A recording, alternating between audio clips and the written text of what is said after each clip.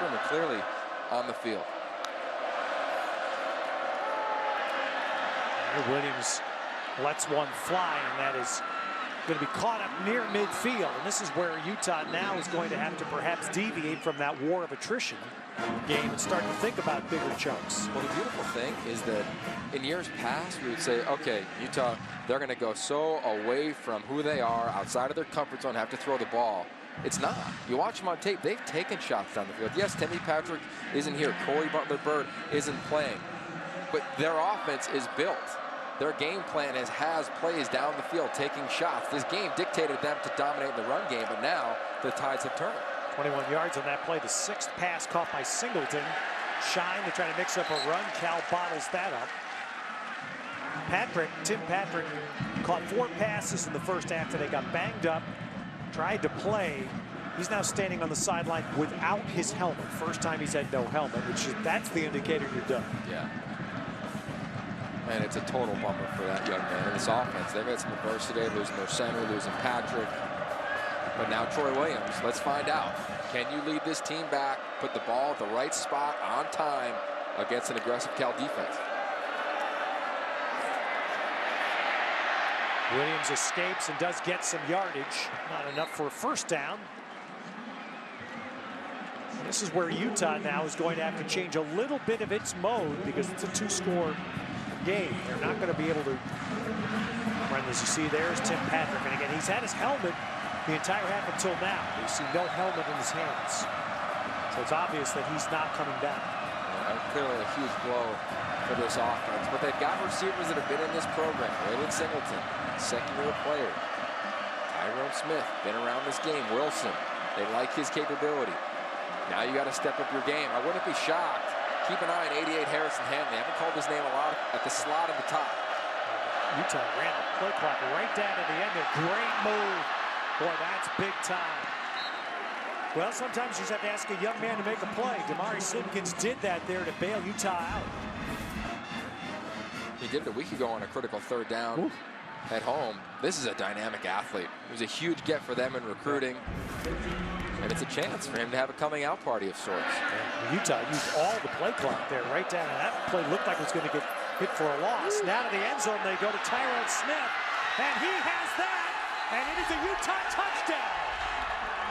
Well, Utah does swing for the fence and hit one out. 36 yards to Tyrone Smith. This is an absolute dime piece. You can't put it any better. I mean, right in the breadbasket, perfect play, perfect pass. Love the call, love the guts. And even the coverage is fine. They're right there. You talk about having to make a play on a critical down and distance. That is big time. I would imagine they're going to review ruling this. On the field of a touchdown is under review. Since they've reviewed the other touchdowns today, we'll assume they're going to review this one to see if Smith was down prior to the goal line. It's clearly a catch. He's clearly in bounds. What's impressive, he doesn't fade on the ball either. A lot of times you see receivers on go routes fade to the sideline. He stayed square so his body could block off Franklin and Rebenzer a hair late. Yeah. So if they parse this frame by frame, you see his knee does hit prior to the goal line. The question again to me is where's the ball? Yep. But we may not get a conclusive view of that.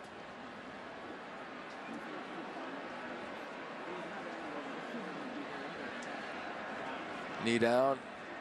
I don't think so. It's going to be really hard. Well, and the other point to make, so relevant of this outcome, Utah's going for 2. Right. Whether this stands as a touchdown or whether they have to line up from the 1-inch line and try to score. They're ready to go for 2. How about the response in the drive? I mean, yeah, this crowd is rocking. All of a sudden, Cal's got all the momentum you could imagine in the stadium. In the arm of Troy Williams. Was it once on the right sideline, once on the left?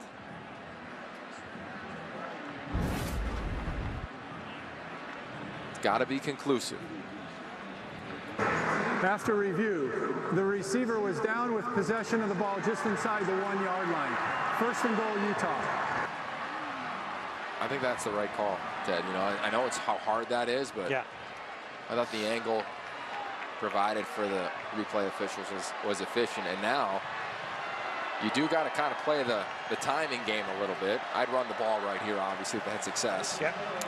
So the Cal defensive line will try to summon up a little bit of its strength here, see if they can force Utah to use some plays, use clock. Well, it's like Cindy said. They said they'd have to do it again. Well, here's your chance. Moss is the running back, and Moss will get in for the Utah touchdown. So it's a play later. Only a few seconds escape, and now Utah will be ready. They clearly had a two-point play ready to go.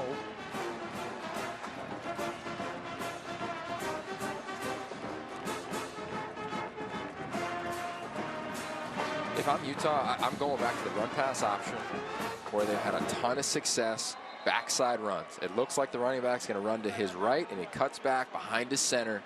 They've converted numerous third downs and critical downs and distances in this game.